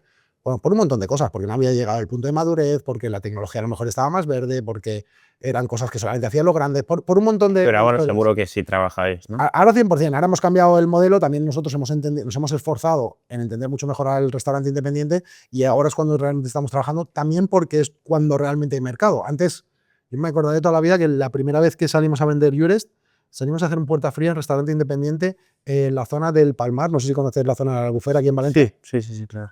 Restaurantes tradicionales de empresas familiares de estos que dices, esto no van a llegar a la tecnología de la puta vida. Ahí fue la primera semana. De hecho, Alex, que trabaja con nosotros, lo recordamos y nos burlamos muchas veces de lo desenfocados que estábamos al principio. Pero te lo vengo a contar porque lo que pienso es que hay modelos de negocio que son muy genéricos, por ejemplo, las cadenas grandes de hamburgueserías que hay en España, pues su ambición es poder llegar a un público, a una cantidad de público muy, muy grande. Y luego hay perfiles o modelos de negocio que son como muy exclusivos, que que entiendo y que entiendo la crítica de cuáles son los precios, porque el mundo no es fácil para mucha gente, pero sí que es verdad que es que no están orientados para cualquier Sí, tipo de gente, ¿eh? ¿Cómo consigues, desde tu punto y en tu empresa, cómo consigues tener unos precios moderados, que los escandallos sean ajustados, que te puedan dar margen, pero sin perjudicar el coste que paga el cliente? Que obviamente luego siempre hay gente de todo y dicen de todas las cosas, ¿no? Pero ¿cómo funciona en tu caso, en tu empresa, la parte de negociación de precios con proveedores, el control de los costes en tiempo real? O sea, ¿qué es lo que haces para poder mantener la rentabilidad? a ver, primero una de las cosas más importantes que he aprendido llevando este negocio, que que el dinero se gana o se controla, eh, está en la pelea constante con los proveedores de bajar los precios, porque si yo el precio lo mantengo y bueno, de repente pues no sucede no sé qué, que sube la gasolina no sé cuánto, pero si yo de repente consigo bajar 10 céntimos por el precio de kilo de carne, por ejemplo, del chuletón que tengo, al final yo vendiendo 50 kilos a la semana gano mucho dinero, ¿sabes? Pero sin que eso perjudique al consumidor final, ¿sabes? O sea, mi objetivo es que no sea por lo que ha pasado, por ejemplo, ahora en el mundo, que la gasolina está subiendo y tal. Si no son cosas que yo no puedo controlar, yo siempre intento que el precio se mantenga y que nunca, nunca, jamás lo paguen mis clientes. Porque esa es una herramienta, por ejemplo. La segunda herramienta es, yo he visto, hay cosas muy absurdas, muy ilógicas en hostelería, cuando, por ejemplo, eh, vamos a poner el ejemplo de la hamburguesa, ¿no? Que todo el mundo entiende. Yo tengo 25 platos en la carta y solo tengo 2 hamburguesas. La hamburguesa de cara al público cuesta 13,95, pero yo gano, no me acuerdo, no me acuerdo cuánto gano, pero es el plato que menos margen tiene. Pero luego la gente, bueno, los haters me regañan porque me comparan con Burger King o, con todo mi respeto, un modelo de negocio muy bueno, o con Goico, por ejemplo, ¿sabes? No es lo mismo. A ver, más me comparan con Burger King y McDonald's, ¿sabes? Pero no es lo mismo que ellos venden una hamburguesa a 2 euros porque se la pueden permitir, pero la hamburguesa es 3 veces más pequeña y tiene, o sea, comparado en peso, en calidad, o sea, no tiene nada que ver, que ese es otro modelo de negocio, pero el mío es diferente y yo no, o sea, yo no puedo permitirme cobrarte 2 euros por una hamburguesa que a mí ya de entrada me cuesta como 3 veces más, ¿sabes? Es imposible y no me puedes comparar con eso. Y eso la gente, por ejemplo, no lo entiende. Dice, no, no, no, si la hamburguesa en McDonald's cuesta 2, en tu restaurante también tienen que costar 2. Y me da igual la calidad, si es una hamburguesa tiene que costar 2. Pero luego, una torrija, que creo que cuesta 7 euros en mi carta, Nadie que lo es critica. pan con leche, Nadie esos lo critica. haters pagan la torrija encantada, pero es pan con leche. No es, no es, o No es sea, proteína, no tiene una proteína, no tiene un... no tiene nada caro como tal. Lo más caro es el pan brioche de ahí, pero el pan no es tan caro, gracias a Dios, en España, no estamos en Francia, que un pan te puede valer 5 pavos. Y luego esa gente paga la torrija y dice, ah, sí, me parece muy barato y tal. Y claro, yo pues ese margen que tengo que ceder por el sentido común de la gente que desafortunadamente no sabe que tengo que sacrificar el precio en la hamburguesa y ajustarme mucho, pero luego en la torrija puedo ganar un poco más para recompensar eso, no porque yo lo quiera hacer, sino porque vosotros me obligáis a hacerlo. Ujú. Hostia, tío, veo, o sea, obviamente, bueno, yo te sigo desde hace bastante tiempo, porque me encanta el contenido de cocina, porque pues, es que yo soy cocinero, o sea, todo lo demás me ha llegado siempre por añadidura. Eh, y veo a veces cómo intentas justificar una cosa. Permíteme, voy a decir un consejo, pero no lo tomes como un consejo, sino simplemente como un comentario. Tío, hay cosas que por muchas veces que las expliques, ante una persona que no quiere entender, nunca se lo vas a conseguir explicar. O sea, mi padre decía una frase que, bueno, la digo yo, no la dice él, que mi padre decía que no está inventada la miel para la boca del asno. Ujú. Que hay cosas que no te van a querer o que te lo van a criticar, pero no es que te lo critiquen simplemente porque no porque no tienen ni puta idea, o sea, porque no saben qué es lo que hay detrás, porque no entienden que estar en un local en el centro no es lo mismo que estar en un local en Vallecas y que no es lo mismo, con todos mis respetos, y yo soy un tío de pueblo, joder, que yo me encantan los pueblos y me encantan los barrios y no pongo ningún problema, pero claro, intentar explicarle eso a alguien que no tiene a lo mejor el conocimiento, la formación o que no tiene, voy a decir la cultura, porque tampoco es nada malo, Eso cada es uno lo que sabe has lo que dicho, sabe. que no quieren entenderlo ya está. A veces intentar explicar una cosa que nadie quiere entender, chicos, si no te gusta lo que hago, a nosotros también nos atizan, ¿eh? O sea, por estar en el centro, muchas veces dicen que nuestros restaurantes son para turistas. Hoy lo comprobarás, verás qué es lo que hacemos y me dices a ver si eso está orientado como lo están orientados algunos Sí, yo locales. te entiendo completamente. Yo lo que he aprendido con toda la mierda que he echado en mi restaurante, que vale, me dejan 10 comentarios malos echándome mierda, pero luego hay 6.000 likes, por ejemplo, y digo, vale, pues ¿Y dónde ahí está la clave? en un momento dado he dicho, vale, he subido el poner el punto de energía de mi restaurante fue cuando subí un vídeo reaccionando a no sé cuánto, si queréis lo tenéis. Chicos, ya estoy harto de estos comentarios y va a ser el último vídeo hablando de esto, ¿vale? Aquí.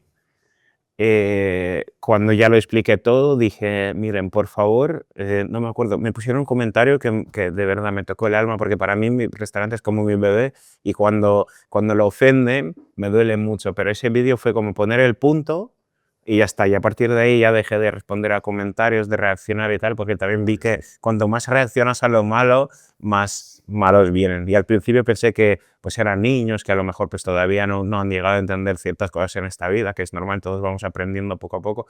Pero es que luego vi que hay gente mayor, tío, que tienen hijos, estos pequeños. ¿Qué estás haciendo? Hay gente que le hace bien hacer el mal para los demás y pues esa Ya, gente que ya, viva total. como tengo Bueno, que si se vivir. sienten felices por mí, Es maravilloso, es maravilloso. Hemos venido bienvenidos. aquí a ser felices y a hacer felices a los demás. ¿Y eso les hace felices? Oye, hay una parte del negocio que yo siempre he tenido muchas dudas y no tengo. Lo hemos hecho, que es la parte de food trucks, de delivery, de toda esta parte.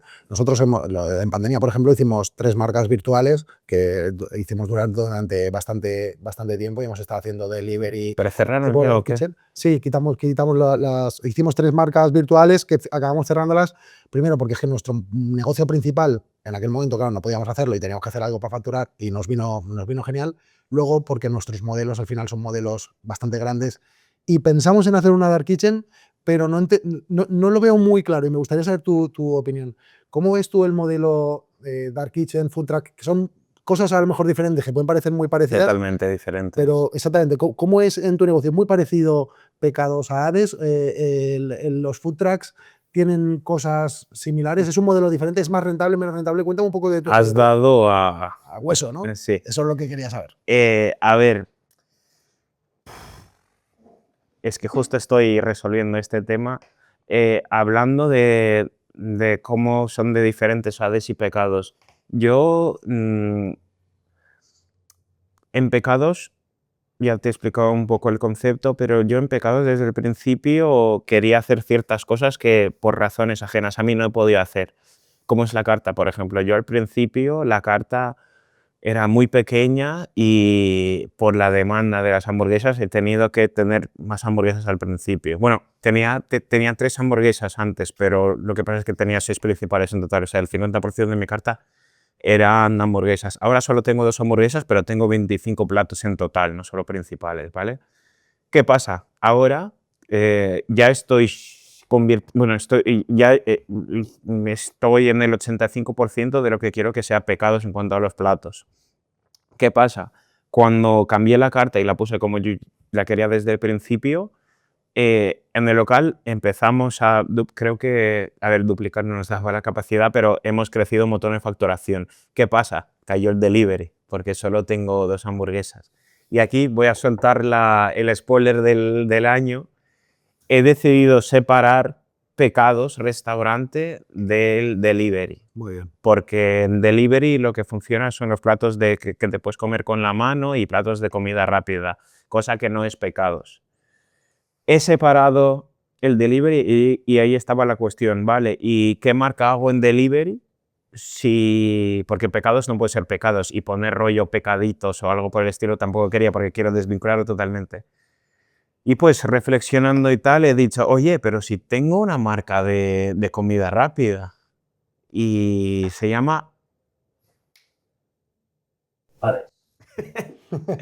Quería hacerlo más dramático, más épico. Y se llama Hades. Y básicamente lo que está haciendo ahora, ayer ya hicimos todas las fotos, vamos a lanzar una Dark Kitchen que va a funcionar de momento en Pecados, pero es una marca totalmente diferente de comida rápida dentro del delivery y se llama Hades, ¿vale? Y también en mis planes está volver con las food trucks. Ya no vamos a... En principio yo no quiero volver a la Champions Burger con las food trucks, pero porque la Champions Burger está muy bien, es una organización muy buena, pero te ponen condiciones de exclusividad que no puedes ir a otros festivales. Y a mí me gustaría poder abarcar más mercado y sobre todo pues poder llevar mi comida rápida, en este caso, a más ciudades. Y me gustaría hacer, pues, crecer Pero esta marca. con lo que tú eres, harían mal si no te lo permitieran. Y es que para mí lo que estás haciendo es la parte inteligente. O sea, para mí son momentos de consumo diferentes, formas de consumir absolutamente diferentes, y es muy inteligente que lo quieras desvincular. Esto es justamente lo que nosotros entendimos haciendo el delivery, que es que no puedes hacer lo mismo para comer dentro del restaurante que para poder comerlo en casa. Tienes que pensar en Total. que el momento de consumo es diferente, el cliente espera cosas diferentes, y como le des el mismo producto, nosotros al principio, en Puerta del Mar, vendíamos bogavantes al horno. En pandemia nos hinchamos a vender bogavantes al horno para comer en casa. Nos hinchamos a vender chuletones hechos, cocinados, en la parrilla que tenemos ahí, que es una parrilla de carbón bastante chula, y a enviarlos cocinados a... Te lo Hostia. juro, no, pero nos hinchamos, te digo que era absurdo lo que vendíamos. Hasta que nos dimos cuenta, luego cuando ya volvió un poco la normalidad, empezamos a atascarnos y a hacer que el delivery no salía con la misma fluidez, empezamos a tener un poco de problemas en el local, y lo que nos dimos cuenta es que, aunque son modelos de negocio que parecen muy parecidos, que parecen muy similares, son absolutamente diferentes en lo que es el momento de consumo, que es como para mí, lo que se define la restauración, o en lo que tienes que pensar mucho en restauración cuando quieres abrir un restaurante. Para mí, yo lo llamo momentos de consumo. Tú tienes que pensar en qué momento de consumo es el que quiero potenciar, qué espera el cliente recibir en ese momento de consumo y qué capacidad tengo yo para poder ofrecerle más valor que mi competencia y que al final decida comprarme a mí. No sé si se ha entendido lo que he dicho, pero para mí es una parte súper clave Sí. en la ideación de modelos de negocio, que es, tío, fíjate en quién te va a comprar, por qué te va a comprar, intenta darle algo que tu competencia no le va a El dar. público objetivo, lo que estamos hablando 100%. antes, tienes que saber a quién le vas a vender. Por eso a Total. lo mejor la gente que me dice que tengo que vender la hamburguesa a 2 euros en Pecados, Claro, y tiene que ir a no se pierde. McDonald's. Has abierto un restaurante, y yo sé que un restaurante es la suma de un montón de cosas, ¿no? Tienes que saber hacer un montón de cosas bien, no es solamente cocinar bien. De hecho, yo digo que lo del producto y lo de la comida es como, para mí es como el estándar, ¿no? Para mí es que si tú no haces la comida bien, no intentes abrir un restaurante, pero si haces la comida bien, estás como ni siquiera en el aprobado, es lo mínimo que tienes que ser capaz de poder hacer para luego poder tener un negocio de hostelería. Claro. ¿Qué es lo que más te ha costado a ti en toda la parte de las otras áreas, en marketing, gestión, en administración, recursos humanos? ¿Qué es lo que dices, hostia, yo si pudiera esta parte, a mí esto se me atraganta, o si pudiera esta parte, no es lo que más cómodo me siento? Yo te voy a decir la mía, para que Muy tengas tiempo. buena pregunta. O sea, no es lo mismo decir dónde menos cómodo me siento y decir, oye, esto pues no lo haría. Yo creo que hablando de negocio, si tú vas a abrir un restaurante, una tienda, lo que sea, al final te tiene que gustar todo, porque no existe nada en este mundo que te guste al 100%, ¿no? Obviamente a mí me gusta la cocina, me gusta más el marketing y me gusta más eso, pero muchas veces pues tengo que tragarme cosas de recursos humanos, de operatividad, de obra, de todo. A mí me veis, no sé, el Día del Padre, por ejemplo, que eh, decidimos mantener el horario habitual del personal y de repente el local, todo el mundo llegó sin reserva, colapsó, yo estaba ahí pues llevando platos y limpiando mesas, ¿sabes? Al final pues yo creo que hablando de negocio o sea, a mí me gusta todo y a mí me gustaría incluso saber más de cada sector. Ahora, hablando del departamento, digamos, donde menos cómodo me siento, yo diría que el tema de proveedores, yo diría, porque el tema de negociar con ellos y tal, no sé qué, que es como que es una pelea bastante, no es una pelea, es un proceso constante que tienes que hacer todos los días, todas las semanas para mantener tu negocio. Y yo no soy una persona a la que le gusta regatear, no sé, hacer cosas así, hablar, no sé, pero luego a la vez siento el coraje por, aunque no me guste, aprender tanto de eso para que empiece a gustarme, incluso convertirme en muy bueno en eso. Ahí está o sea, por eso digo que al final pues te tiene que gustar todo lo que haces dentro de tu trabajo, porque si hay algo que no te gusta vas a intentar evitarlo siempre y al final pues vas a acabar mal, porque en cualquier negocio si descuidas una parte, aunque sea un 5% de todo el negocio, si lo descuidas, olvídate. Pues yo he tenido la suerte de que todo lo que hemos montado lo he montado con mi hermano, ¿no? Mi hermano es mayor que yo, 8 años mayor que yo, y él es un máquina. Y hemos tenido la suerte de que a él le gustan unas cosas y a mí justamente las contrarias. Mira, yo sí que hay dos partes. Una es la parte de compras y gestión de compras, o sea, la parte de negociación con proveedores, que mi hermano a eso le llama juego. O sea, mi hermano no negocia con proveedores, mi hermano juega. O sea, él entiende cómo funciona y entiende que hay unas pautas y unas cosas que hay que hacer y trabajar de unas ciertas maneras para, sin agraviar a nadie, pues poder conseguir un poco los objetivos que te planificas, ¿no? Y la segunda, que es de lo que he huido toda mi vida, y fíjate cómo es la vida, que es lo que nos ha hecho triunfar y es lo que nos ha hecho que la empresa de tecnología funcione como funcione, es el control financiero. Como me gustaba tan poco entenderlo, o sea, me gustaba tan poco entender los contratos, el entender cómo imputar los gastos, no me gustaba nada, ni me gusta mirar nada, no me gusta la contabilidad, me parece aburrida, que no te da una información, que no te da. La vida me ha puesto en el camino Jurest y ahora lo que más me gusta es no la contabilidad, pero sí las finanzas. Entender muy bien qué es lo que pasa en el negocio y tener 5 indicadores, yo esto lo digo un montón de veces, porque es que no son muchos más, tener 5 indicadores principales y luego muchos otros KPIs más pequeñitos, pero ¿Cuáles 5 son indicadores. los Sí, indicadores? no te voy a sorprender. Ventas, compras, gasto de personal, gastos generales y EBITDA. Esos son los 5 indicadores principales. Y luego a partir de ahí, cada uno de estos 5 tiene diferentes, luego te enseño un poco cómo lo hacemos, diferentes palancas, o sea, diferentes subindicadores o diferentes otros KPIs que lo que hacen es que cuando, por ejemplo, yo en mi día a día, yo no gestiono nada de los restaurantes. Es mi hermano el que lleva toda la parte de restaurantes. Ahora yo tengo mi aplicación. No entro todos los días, pero por lo menos una vez a la semana, depende de la época, a lo mejor una vez a la semana o una vez al mes, y depende del local también, o depende del riesgo o los problemas que haya detectado, yo me meto y veo los resultados. Yo sé en qué, cada uno de mis restaurantes, yo sé en qué variables tiene que estar, ¿no? En qué porcentajes tiene que estar en cada una de las partes. Cuando veo que hay una que me salta, yo no miro el resto. Yo solamente miro esa que me salta, que veo que está comprometida. Básicamente, el primer número que miro es el EBITDA. Si veo que el EBITDA está comprometido, digo, vale, ¿dónde cojones se me ha ido? Dinero, en personal, o sea, en personal, en gastos, en que hemos hecho una inversión y yo no me he enterado y hemos gastado un dinero que a lo mejor yo no tenía presente. Y con muy poquitos clics, con muy poquitos botones, tío, soy capaz de poder entender qué es lo que sucede en el negocio. Y como soy tan friki, y al final el equipo es más o menos grande, cuando detecto esto, hago una captura de pantalla, envío un audio a director de operaciones, al director ejecutivo, al de compras, a quien sea, y con eso lo itero. Pero yo sí que hay partes, tío, que a mí siempre se me han atalantado, pero siempre he tenido la suerte de tener primero a mi hermano, que lo sigo teniendo obviamente, y luego lo de delegar es una cosa que es que me flipa. Y cada vez cuanto más mayor me estoy haciendo, más me doy cuenta. Antes me costaba mucho porque mi ego era muy fuerte, pero ahora me he dado cuenta de que me flipa delegar. O sea, me flipa decirte, este es el problema que he detectado, lo que yo pienso es Resuélvelo, ¿no? esto, tú hazlo como te salga de las narices. Sí, Y yo tienes creo todas que las preguntas. el problema de delegar lo tienen todos los empresarios al principio, pero también es lo que estamos hablando antes detrás de las cámaras, que, eh, a ver, tú tienes una magnitud un poco más grande que yo, entonces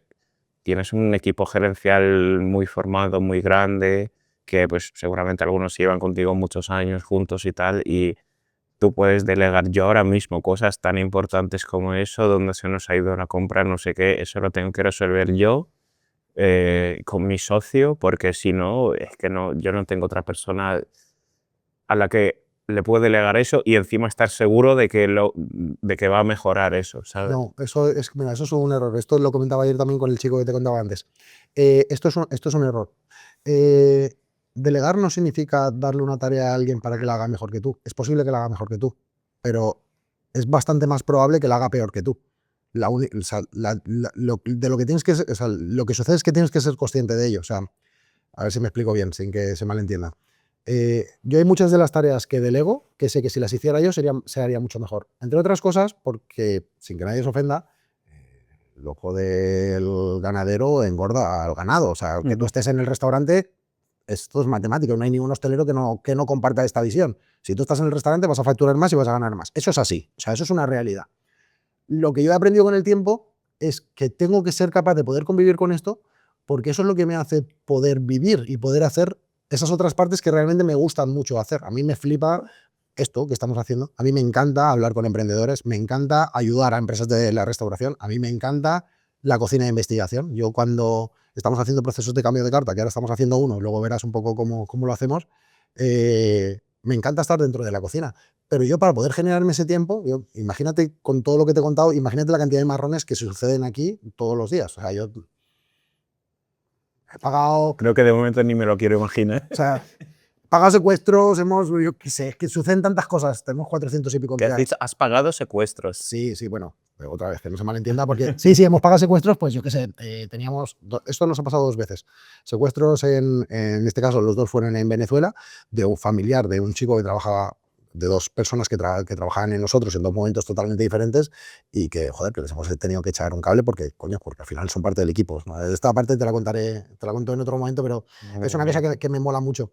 Pero digo, para que te hagas un poco la idea de la cantidad de marrones que pueden generarse en esta empresa todos los días. Son en diferentes sectores, en diferentes movidas. Entonces, lo que he aprendido es que, más allá de si lo van a hacer mejor o peor que tú, que en unos casos lo van a hacer mucho mejor, porque cuando hablas de marketing con un tío que es un maquinón en marketing, pues tú puedes aportar pues, lo que tú puedes aportar, ¿no? Los 2 o 3 detalles que a lo mejor por el negocio, por el modelo, por la visión o tal, o la cultura, puedes darle esas 2 o 3 pinceladas y en otros muchos casos, a lo mejor en quien deposito mi confianza es en alguien que simplemente tiene una muy buena proyección, que a lo mejor ha empezado trabajando con nosotros, todos nuestros cocineros, o la mayor parte de mis jefes de cocina, es gente que viene de centros de menores, de niños, o sea, chicos y chicas, pero sobre todo son chicos, que han cruzado, o sea, que son marroquíes o africanos, que han cruzado a España, que han acabado en un centro de menores. Y nosotros tenemos convenios, aquí en Valencia tenemos, creo que son, no sé, 3 o 4 escuelas, que nos envían chicos que llevan, a lo mejor les hace una formación de 5 o 6 meses, muy de orientación, y luego pasan a trabajar, están un par de meses con nosotros en prácticas, y luego es ese tipo de gente con la que a mí me gusta trabajar porque siempre me ha dado muy buen resultado. No tengo ni idea cómo he llegado a este embrollo, pero así, por la parte de delegar. Pero que para mí la clave es ser capaz de entender que es bastante probable que no lo haga mejor que tú, pero que tú tienes 2 manos, 2 ojos, 2 orejas, una nariz, y que si quieres hacer cosas muy grandes, tienes que ser capaz de poder soltar cosas y a exponerte a que no sea tan perfecto como a ti te gustaría. Las paellas nos hacen mejor ahora que cuando yo estaba dentro de la cocina. Ahora vendo, pues te diría que una noche normal en nuestros restaurantes, sin exagerarte absolutamente nada, igual vendemos 600, pero no raciones, 600 paellas, 600 recipientes de paella para 2, 3, 4, 5 y 6. Verás ahora las instalaciones que Entre los 8 restaurantes. entre los 8 restaurantes. Y antes a lo mejor vendía 2 y eran maravillosas porque las hacía yo y le ponía un detalle y el sojarrate era Pero es lo perfecto y que la solo paella. tienes 2 manos. Tío, o sea, lo de delegar es una cosa que se dice muchísimo, sé que es complejo, pero cuando aprendes a hacerlo, yo ahora, antes, has conocido a Marina, ¿no? Que es mi asistente. Me da un poco de vergüenza decir que es mi asistente, aunque en realidad, joder, ha cambiado mi vida radicalmente. ¿Por qué ha cambiado mi vida? Porque hay una cosa que yo hago muy mal en mi vida, que es gestionar el tiempo. Yo no sé gestionar el tiempo, yo soy malísimo gestionando el tiempo. Y además, como hago muchas cosas, el problema es que gestiono mal el tiempo, me gestiono mal la agenda, a veces me pongo 3 reuniones y obviamente solamente puedo hacer una, quedo mal con alguien y eso a mí era una cosa que me reventaba, ¿no? Porque, joder, después de currarte un huevo, que hay alguien con quien no hayas quedado y lo dejes tirado, pues era una cosa que me reventaba. Pues, por ejemplo, tener una persona como Marina que me gestiona, que me estandariza, que cuando tengo que ir a Madrid, no solamente es que si yo veo una conversación o alguien me pide una reunión o tal, habla con ella para poder gestionarme el tiempo, sino si me contacta alguien por LinkedIn que yo considero interesante, hago una captura y se la chuto a ella. Y ella sabe perfectamente lo que tiene que hacer, que es contactar, coger información, devuelven la información, yo cuando me devuelven la información le digo, esto se lo das a Javi, esto se lo das a Rafa, esto me lo quedo yo y, tío, ha sido la clave para, primero, para yo ser mucho más feliz, porque a mí me costaba mucho ser feliz, aunque tenía una empresa bastante chula y tal, me costaba mucho permitirme el lujo de decir, ole, lo que hemos construido, pero sobre todo está siendo la clave para que todo mi equipo se empodere y para que la empresa crezca sin necesidad de yo tener que estar detrás todo el tiempo. ¿Es tu primera asistenta? Mi primera. ¿Y cuánto tiempo has tardado en encontrarla? Pues ha sido mi regalo de 40 cumpleaños. Los cumplí en noviembre y estamos en marzo, 5 meses, una cosa así. 5 Porque meses. yo tenía una temporada hace 2 años que yo estaba como 1 año y medio buscando un asistente y eso todavía no tenía el restaurante. Y he tirado la toalla al final porque no he encontrado a nadie en quien depositar tanta responsabilidad. Se lo ofrecí a mi hermano, que mi hermano me dijo, no, tío, Ni de coña. coño, trabaja tú para tú mismo, ¿sabes? Algo así me dijo, pero eso. Así que yo estoy Es un puto proceso. en mi Siempre es un camino proceso. de delegar eso, sí. Oye, volviendo un poco a la parte de gestión, ¿qué parte es la que dices, voy a seguir avanzando, tampoco voy a alargarlo eternamente la demostración, o sea, el podcast, para que no sea tedioso ni mucho menos? Nos estamos pasando. Sí, ¿no? ¿Vamos bien? Genial. Sí. ¿Qué parte es la que tienes súper controlada a nivel de gestión, ¿no? ¿Los números los llevas tú o qué parte es la que tú dices, tío, esta parte, en esta parte es en la que yo soy un crack y esta parte ya la tengo súper controlada? A ver, obviamente yo creo que el marketing, porque yo creo que con el presupuesto que tengo de marketing, que prácticamente es nulo, estoy haciendo cosas buenas en pecados y eso que voy también aprendiendo sobre la marcha, que tampoco soy un experto en marketing, soy, lo he aprendido yo por mi cuenta todo. Y la cocina es lo que controlo todo, sé los escandallos, cómo tienen que salir los platos, cómo se hacen, cómo no se tienen que hacer, etc. Los números no los llevo yo, pero los tengo muy controlados también. Tenemos como un software, tenemos un chico contratado que nos pasa informes, tiene una empresa pequeña de estadística pues, de negocios de hostelería y cada semana nos pasa un informe muy detallado sobre todo justo lo que has dicho, las ventas, las compras, los KPIs, el personal, el coste hombre-hora y todo eso. Me llega todas las semanas y yo pues estoy mirándolo y también como tú intento más o menos corregir cuando veo algo, veo que descuadra algo, pero también por experiencia diría que un 15-20% se me escapa, a lo mejor pues por falta de experiencia y tal, que yo a lo mejor no lo considero tan grave, pero a lo mejor a la larga es grave, pero bueno, ahí me corrige mi socio. ¿Y qué más? O sea, lo que más controlo yo diría la cocina, el marketing y obviamente los números. El tema del personal, lo que es mi equipo, lo controlo muy bien, pero por ejemplo las entrevistas nuevas y los despidos sobre todo yo no los gestiono porque, no sé, a la hora de contratar yo soy una persona que se abre muy fácilmente y se pega mucho a las personas y al principio en los principios del restaurante me costaba mucho cuando se iba alguien y pues eso, no hago las entrevistas porque literalmente me va a gustar todo el mundo, voy a querer contratar a todos y a la hora de despedir me duele tanto despedir a una persona, pero a la vez entiendo que si la quiero despedir es porque le he dado ya 100 oportunidades y no es que y no es que cambie, es que incluso va peor, ¿sabes? Entonces, aunque me cueste, tengo que hacerlo. ¿Y cómo te ves en los próximos años? O sea, ¿qué te gustaría que sucediera en tu vida empresarial? ¿O cómo te ves? ¿Cuáles son los siguientes? Pero así como no del año que viene, sino ¿cómo te gustaría verte en Sí, 3, a ver, 4, 5? me gustaría diversificarme. eh, eh, Mira, por así decirlo, me gustaría ser como tú, más o menos. Te voy a ser sincero porque tener 8 restaurantes, a lo mejor en 10-15 años, me gustaría mucho, que no es una barbaridad, no estamos hablando del Grupo Saona, por ejemplo, pero son varios restaurantes.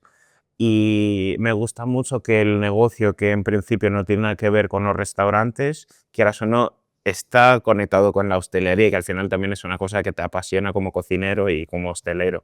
Y pues a mí me gustaría hacer algo así, que como que quedarme en el sector y las ramificaciones del sector de hostelería, pero diversificarme y crecer pues en cada sector. Eso es lo que me gustaría, y pues ya digo que esto es más, se parece bastante a lo que yo tengo en mi cabeza, y cuando venía aquí yo no sabía, yo no Qué guay, sabía todo esto, me lo acabas de contar, así que qué guay, qué guay. O sea, todo en esta vida pasa por algo. 100%, siempre es así, tío. Oye, tenemos ahí un pequeño apartado que son como típico siempre de preguntas rápidas.